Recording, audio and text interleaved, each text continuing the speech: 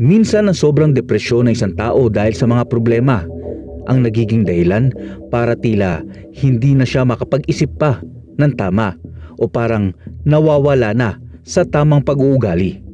Depresyon ng ilan sa ating mga kababayan ay nakakaranas nito dahil sa kahirapan at pinagpatong-patong ng mga problema sa ating buhay. Tulad na nangyaring hostage taking noong taong 2003 sa isang gusali sa Maynila na kung tawagin ay BSP o Bangko Sentral ng Pilipinas. Sino ang lalaking ito na nang hostage sa isang teenager na babae sa loob mismo ng nasabing gusali?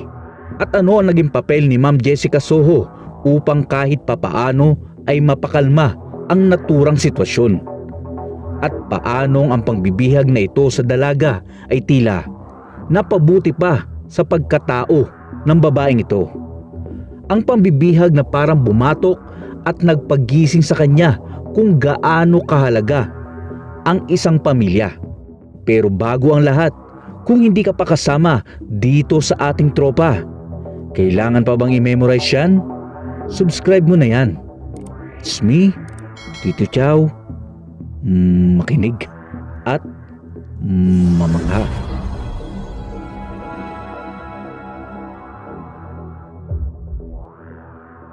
Noong buwan ng Nobyembre ng taong 2003, habang nagkakaroon ng taping ang sikat na reporter at journalist na si Jessica Soho sa loob ng Bangko Sentral ng Pilipinas sa Manila, ay bigla na lamang mayroong umagaw ng atensyon sa lahat ng tao dito. Hanggang sa makita nila ang isang lalaking nagngangalang Eliazar na hawak na ang batang estudyante na kalaunan ay nakilala bilang si Mayrin Dinglason. Si Mayrin ay isang dalagita na napadaan lamang sa harap ng BSP galing na eskwelahan.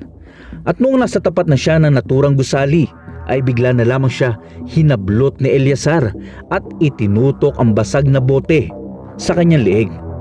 Noong mangyari ang nasabing sitwasyon, kaagad din na naalerto ang mga gwardya at kapulisan ng Bangko Sentral. Hanggang sa tanungin siya kung ano nga ba ang kanyang demand o mga kagustuhan upang mapakawalan lamang si Mayrin Dinglason ang kanyang bihag. Sige, bigyan niyo ako ng sasakyan na maghahatid sa akin, sa aking pamilya, sa Nueva Ecija. Ang nakakapagtaka, ang bihag na estudyanteng si Mayrin ay hindi man lang nakitaan ng takot at luha sa nangyayari sa kanya. Nanatili itong kalmado sa kabila ng panganib at disgrasya na maaring gawin sa kanya ng lalaking ito. Pero nabigla ang mga taong nakapaligid dito sa sagot ng bata. Hindi naman ako nininervyos eh.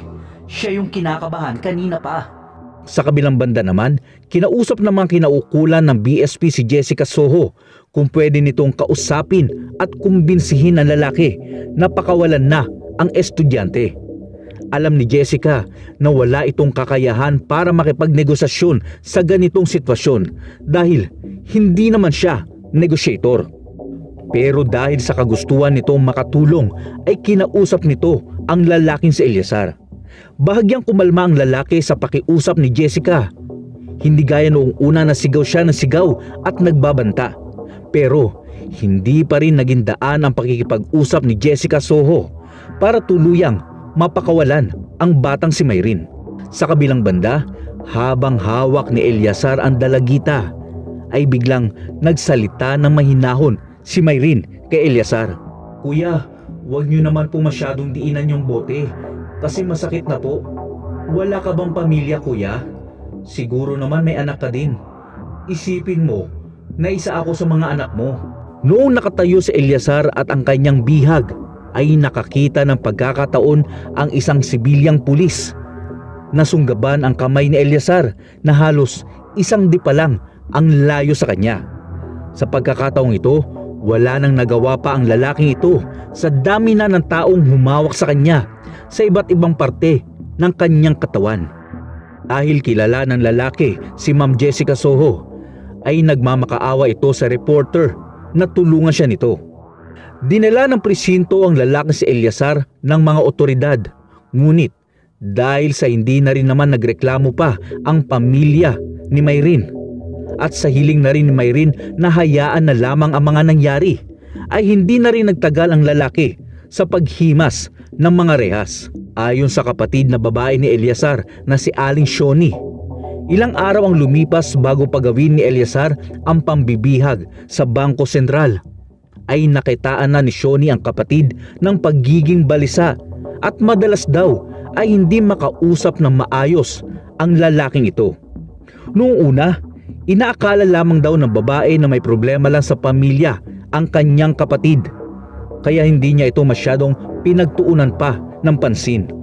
Hanggang sa umamin si Eleazar sa kapatid na wala na itong trabaho bilang isang construction worker.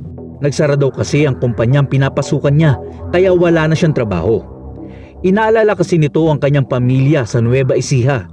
Paano sila kakain sa probinsya kung wala siyang maipapadalang mga pera sa kanila?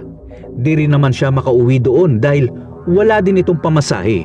Sa makatuwid, ang pagkawala ng trabaho ni Eleazar at labis na pag-iisip at pag-aalala sa kanyang pamilya ang naging ugat ng kanyang pangho-hostage sa isang estudyante. Kaya tila na-depress ang lalaki sa mga problemang kinakaharap niya. Idinagdag naman ng mga kapulisan na maaring gumagamit ng ipinagbabawal na si Eleazar. Sa kabilang banda naman, ang batang si Mayrin naman na nabihag ni Eleazar ay tila nabatukan at nagising dahil sa nangyaring ito, at tila naging maganda pa ang dulot nito sa kanya. Bakit? Si Mayrin kasi ay isang pasaway na bata noong panahong yun. Bulakbol at sinabi niya na matigas daw talaga ang kanyang ulo. Madalas nga daw na hindi sila nagkakaintindihan ng kanyang ama, at noong mangyari ang pang-hostage sa kanya ay magkagalit sila ng kanyang ama. Subalit, noong makalaya siya sa kamay ni Eleazar, ay mahigpit niyang niyakap ang kanyang ama at humingi ng tawad. Naisip kasi niya na sa isang saglit lang talaga pwedeng mawala ang isang tao, kaya dapat mong iparamdam sa iyong mga magulang ang tunay na pagmamahal. Dito naisip ng batang si Mayrin ang mga dahilan kung bakit ba pinapangaralan at laging pinapaalalahanan siya ng kanyang mga magulang. Naisip niya na ang paghihigpit pala ng mga ito ay hindi basta maipagbawal lang sa kanya, kundi kasama pala nito ang kanyang kaligtasan, lalo na sa katulad niyang isang babae.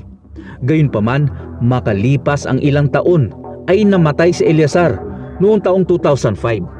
Habang si Mayrin naman ay pinalad na manirahan at makapagtrabaho sa ibang bansa kasama ang kanyang pamilya.